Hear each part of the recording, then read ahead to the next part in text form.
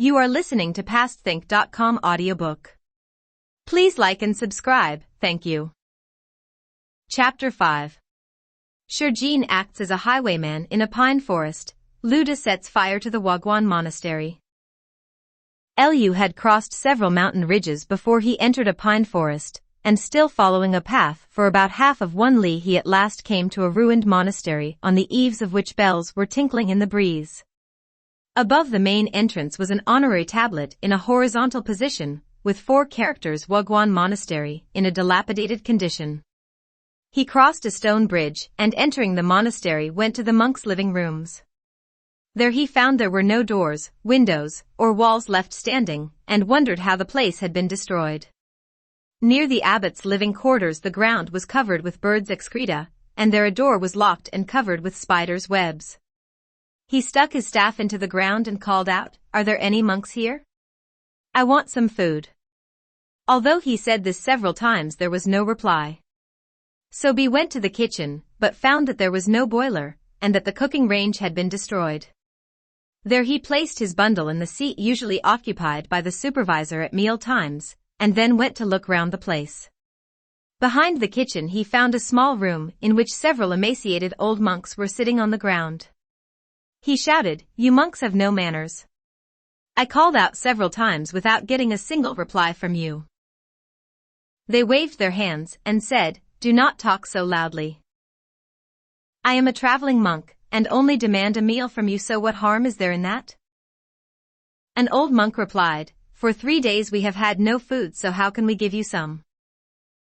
I am from Mount Wutai, and even if you have only stale congee I beg you to let me have half a bowl of it." The old monk replied, "As you come from a place where there is a living Buddha we certainly ought to give you some food, but as a matter of fact we have not got even a grain of rice in this monastery, and most of the monks have already left. For 3 days we have not had a bite of food." "Nonsense. I don't believe that," said Luda. The old monk continued, "This monastery was certainly not a small one, and we collected subscriptions over a large area.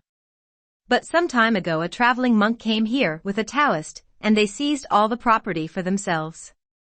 They did everything that is bad, and that was why almost all the monks left. We are so old that we could not go with them, and we live here in a state of starvation." "Nonsense. If these 2 men did such things, why did you not complain to the government?" "Reverend, you do not understand. The yamen is a long way off, but even if the magistrate came here he would not put matters right, because these 2 men are exceedingly fierce, and would kill somebody, or set the place on fire. They live in the abbot's quarters at the back of this building." "What are the names of those 2 men?" asked Luda. "The monk is called Shui, his religious name is Daocheng, and his nickname is Iron Buddha. The Taoist priest is called Xiaoxiaoi, and his nickname is Flying Ogre. But they are just robbers, and not like clerics. Outwardly they look like clerics, but their innermost thoughts are vile." While Luda was listening to this he became aware of a fragrant smell, and turning round he saw a cooking pot with a cover of matting through which steam was issuing. He lifted the cover, and saw that the pot was full of maize and water. He said, "You old monks said that you had had no food for 3 days, and yet here is a pot full of maize congee. Why did you lie to me?" When they saw that he had found the congee they removed the bowls, saucers, chopsticks, and ladles so that he should not eat any. But he was so hungry that he decided to take drastic steps. Taking a broken table near the stove he wiped off the dust with a wisp of grass, then taking the pot with both hands he emptied the contents on the table. Upon seeing this all the monks came forward with bowls to help themselves, but Luda pushed them away. He took the congee with both hands and ate it. The old monk said, "For 3 days we have had no food, and we obtained this maize outside by begging, but now you eat it." Luda had taken about 7 mouthfuls, and so he desisted taking any more. Just then he heard someone outside singing a ribald song, so he washed his hands, picked up his monk staff, and hurried off to see who was singing. Looking through a partitioned wall, which had been partly broken down, he saw a Taoist who was wearing a black turban, 56 a shirt, a sash of many colors round his waist, hempen shoes, and was carrying a load suspended from a pole over his shoulder. In one bamboo basket was a fish with its tail showing over the side, and above it was a lotus leaf, with some meat on the top. In the other basket he carried a bottle of wine also covered by a lotus leaf. He was singing. You there, I hear, each leads a single life. You have no husband, I have no wife. I have no wife, how lonely I must be. You have no husband, don't you pity me? All the old monks had followed Luda, and they now pointed to the Taoist and whispered, that is the priest called Flying Ogre. Luda took his staff, following the Taoist who entered the abbot's living quarters without knowing he was being followed. Inside, Luda saw an ash tree in the courtyard with a table under it, on which were plates of vegetables, 3 wine cups, and 3 pairs of chopsticks. At the table sat a fat monk, whose eyebrows looked as though they had been brushed and waxed stiff. He was very muscular and his face sallow. His clothing was not fastened and disclosed his belly. At his side sat a young woman. The Taoist put down the baskets and took a seat. Luda walked to the table, and the monk, being startled at seeing him, rose and said, I request you, my brother, to sit down and have a cup of wine with us. Why have you two destroyed this monastery? Asked Luda. Brother, please be seated and listen to me. Luda stared at him and said, Say on, say on. The priest continued, Previously this monastery had much land and many monks. Those old monks who are now in the veranda used to drink wine, and use the monastery money for women. The abbot issued an order prohibiting these practices, and as the monks disobeyed the order, he resigned. They ruined the monastery then, and sold the land so that many of the monks left. The Taoist and I have recently arrived, and we intend to repair the monastery. Who is this woman, and why is she drinking wine here? Brother, allow me to tell you that she is the daughter of Wang Eugene, who lives in a village nearby. Her father was a donor of our monastery, but now he is ruined, and the family is in extreme poverty. Her husband was inflicted with a disease, and as there was no other person at home she came here to borrow rice. I knew her and therefore gave her a drink of wine. There was no other intention. You, brother, must not listen to all those old animals have to say. Luda believed what he heard, so replied, How that old monk has deceived me. So saying, he picked up his staff and returned to the kitchen. The old monks had eaten all the maize congee, but were still there. He pointed at them and said, It was you who previously destroyed this monastery, and you have told me a lot of lies. An old monk replied, Brother, you must not listen to their talk, as they keep a woman inside there. They saw you had your sword and the heavy monk's staff, and as they were not armed, did not care to fight with you. If you do not believe me, then go back, and see how they treat you the second time. Brother, think a little. They have both wine and meat, whereas we cannot get even congee, and we were afraid that you would eat the little we had. What you say seems reasonable, said Luda. He took his staff and returned to the abbot's quarters, but found the door closed. He was angry and kicked open the door. He hurried inside and saw that Iron Buddha was now armed with a halberd and was advancing towards the ash tree with the intention of fighting Luda, who gave a loud whoop and whirling aloft his monk's staff, engaged Iron Buddha in conflict. They fought 15 bouts, but the Iron Buddha could not overcome Luda, and then the former took up a defensive attitude, parrying the blows and thrusts, slowly retreating.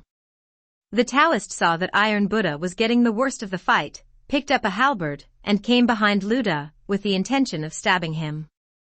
Luda heard footsteps but dared not turn round. He also saw the shadow of a man, and suspected treachery.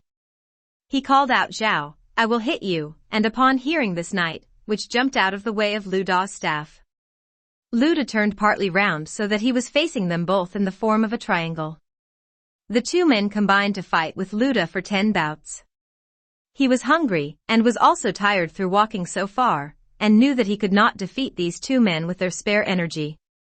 So he retreated, trailing his staff on the ground. The two men pursued him as far as the monastery gate, where they again fought. Luda withdrew to a stone bridge where the two men gave up the pursuit, and sat down on the parapet. Luda went some distance, and then remembered he had left his bundle in the monastery. Moreover, he had no money, and wondered what he must do. He could not go back, as he knew if he faced the two men, it would mean disaster. He walked a little further, but was in doubt whether to go on or not. After going a few li he saw a forest of pine trees, which had a forbidding aspect. In the shadow of the trees he saw a man looking round stealthily, and upon seeing Luda he uttered an exclamation, spat, and slipped back into the forest.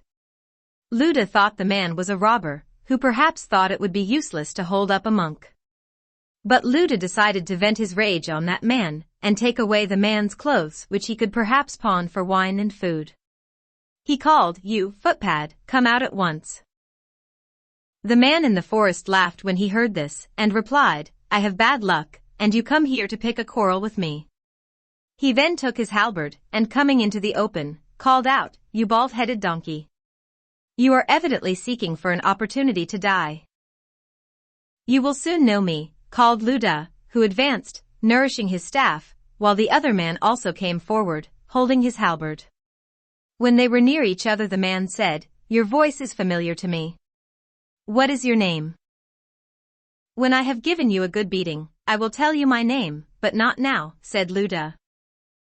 The man was angry, and advancing fought Luda, but after a little contact he began to appreciate the skill of his opponent, whom he had regarded at first as only a stupid monk. So after a few more bouts of fighting he said, "Let us rest. I have something to say to you." They both sprang apart at the same time, and the man said, "What is your name? Your voice seems familiar." Luda told his name, and upon hearing it the man threw down his sword, and kneeling, saluted with folded hands, asking, "Do you not recognize Shurjin?" Luda laughed and replied, "Can you really be Master Shur?" He then knelt down and saluted. This done, they both went into the forest and sat down, telling their experiences since they last met. Shurjin had some cold meat and cakes, which he offered to Luda who was hungry.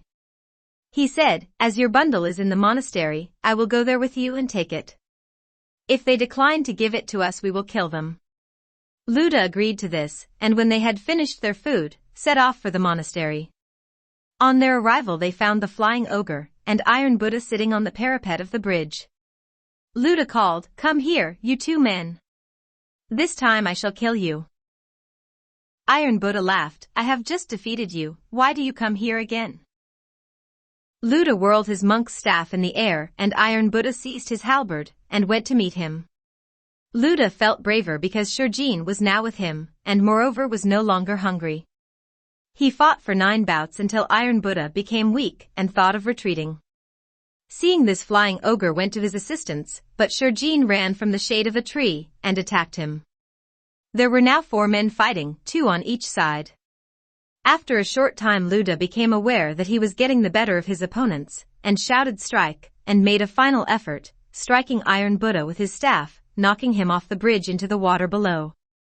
When Flying Ogre saw this he retreated, but Shurjin running after him struck him a blow in the back. Flying Ogre fell down and Shurjin placing his foot on the body stabbed him repeatedly. Luda went under the bridge and killed Iron Buddha. We cannot but pity these 2 ruffians, who were sent to their last sleep in this way, and whose deeds passed like a bad dream. Luda and Shurjin went into the monastery, and got Luda's bundle. They found the old monks had all strangled themselves in order to avoid what they thought would be certain death. When the woman saw Luda and Shurjin, she too, was afraid and committed suicide by jumping down the well. They went through the now vacant rooms, and found some bundles of clothing lying on a bed which they opened and found silver inside. In the kitchen they found fish, meat, and wine, which gave them a good meal. Before their departure they set fire to the monastery. It happened a strong wind was blowing, so that very soon the whole place was in flames. They walked all night, and at dawn saw a large market town in the distance. Just before reaching it, they stopped at an inn, ordering the waiter to buy meat and rice, and have it cooked for them. Over their wine they discussed their future plans, and Shurjin said he was going to Mount Shahua to join the bandits there. They left the inn, and after traveling about 7 li, they came to a place where 3 roads met, and Luda decided they must separate, as he was going on to the eastern capital. Luda arrived at the eastern capital in 9 days. The streets were very crowded and noisy. Upon reaching the center of the town, he politely asked a passerby where the great Xianghua monastery was, and was directed. Upon entering the monastery, he went towards the small room where guests are received. A servant reported his arrival, and without delay the monk came out to welcome the guest, but when he saw the fierce appearance of Luda with his monk's staff and broadsword, he was almost afraid of him. He asked where he had come from, and Luda replied that he had come from Mount Wutai, and had a letter for the abbot. He took the letter from his bundle, and followed the monk when the latter reminded him that as he was going to see the abbot he should not carry a sword, but should carry a mat, and some sticks of incense, and should kowtow when he met the abbot. So Luda put aside his sword, and after some time got the other things in proper order. The monk also told him how to wear his monk gown, and how to spread the mat. Just then the abbot appeared on the scene, and the monk introduced Luda to him. Abbot Ching said, "I have not heard from Mount Wutai for a long time." The monk reminded Luda that he should salute the abbot at once, but the latter did not know where to put down the incense sticks he was holding, and this made the monk laugh. He took the incense from Luda, and placed it in an incense urn. Luda then saluted 3 times, but the monk told him that he should first have presented the letter. The letter was opened by the abbot, who read how Luda had been expelled from Mount Wutai, and why he was recommended for employment, and that it was hoped that eventually he would become a reformed character. After reading the letter, the abbot stated that Luda could rest in the monk's quarters. The abbot Ching summoned to his living quarters all the staff of the monastery, and addressed them, "I want you all to know that Abbot Jijun of Mount Wutai is not a good judge of what is good or bad. He has sent us a monk who was previously a military officer, and entered our calling because he had killed a man. He made disgraceful rows in the monastery, so they have sent him here. But if he stays here he may break our rules, so what shall we do?" The monastery manager spoke, "I have a proposal to make. Just outside of the Swanzhou gate there is our branch temple with a vegetable garden attached. Near the temple is a barracks for soldiers, and every day the soldiers come with hooligans to steal our vegetables. They also bring horses and sheep to feed there. The monk who resides there cannot stop these depredations, so how would it be if we sent this man to live there? He would perhaps control the position." The abbot accepted the suggestion, and sent an attendant to bring Luda to see him. Upon the latter's arrival the abbot addressed him, "As you have been recommended by Abbot Zhen, I will enter your name on our register. Just outside the Swanzhou gate we have a branch temple with a vegetable garden, and I want you to take charge of that. Every day you must see that the gardeners send 10 loads of vegetables to this monastery, and you can have whatever is left over." Abbot Jin told me that I could do some business here, but instead of being a manager or superintendent you tell me to manage a vegetable garden, said Luda. "Brother, you do not understand," said the monk who leads in worship, "you will be entered on our roll, but as you have had no experience, how can you manage a monastery? The management of this vegetable garden, however, is quite an important job. I will not do such work, and must have a position as manager." "You just listen to what I have to say," said the guest's host. "There must be a chief of the staff who manages our affairs. For instance, I attend to the guests who come here, but more important work is done by the Wei Na, who attends to the monk's discipline, the Shirja, abbot's assistant, the Shuji, scribe, the Shozhua, who conducts the prayers, and all their work is difficult. Then there are the business manager, and his assistant who look after the monastery property. As you have just arrived here, how could you occupy a leading position? Then there is the monk who looks after the storeroom where the holy scriptures are kept, he is called the storekeeper. The monk who keeps the monastery clean is called the hallkeeper. The monk who looks after the upper chamber is called the chamberlain. There are also the subscriptions collector, and the bathhouse keeper. These all manage affairs of the second class. Then there are the pagoda keeper, chief cook, chief tea maker, chief of the lavatories, and chief of the vegetable garden, all managing affairs of the lower class. If you attend to a vegetable garden well for say 1 year you will be promoted to look after the pagoda, and if you do that work well you will become the bathhouse keeper, and eventually become the superintendent of the temple. As there is a prospect of promotion, I will go there tomorrow, said Luda. This being decided, Abbot Ching invited him to rest in his private room for the night. The next day the abbot signed a notice to this effect, and sent a man to post it at the branch temple. Luda then took leave of the abbot, and proceeded to his new duties with 2 monks who acted as guides. We have already mentioned that close to the garden there lived some worthless vagabonds who passed their time gambling, and stole vegetables. When they entered the garden that day they read the notice about the new arrangement, and they agreed among themselves that they must take an early opportunity to pick a quarrel with Luda, as he would submit to them when he had been beaten. One man had a plan: we must entice him to the cesspit to receive our congratulations, and while we are knelt down we must seize his legs, and throw him into the manure pit. That will be a nice bit of fun. The others thought it was a splendid idea, and they awaited Luda's arrival to put it into execution.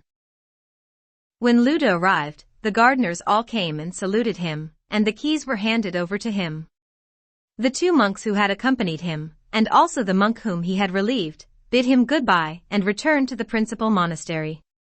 Luda then went into the garden to look round, and there he saw about 30 of the vagabonds who had a basket filled with fruit and wine.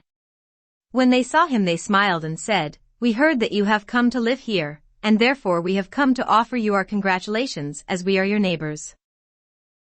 Luda had no suspicion of a trick, and therefore walked up to them near the manure pit. A priestly foot was raised on high. Fierce tigers slunk away. He raised his fist up to the sky. Scaly dragons were dismayed. You will now learn how these rascals tried to molest Luda. Footnote 56. More like a bandana, or a kerchief in the modern parlance.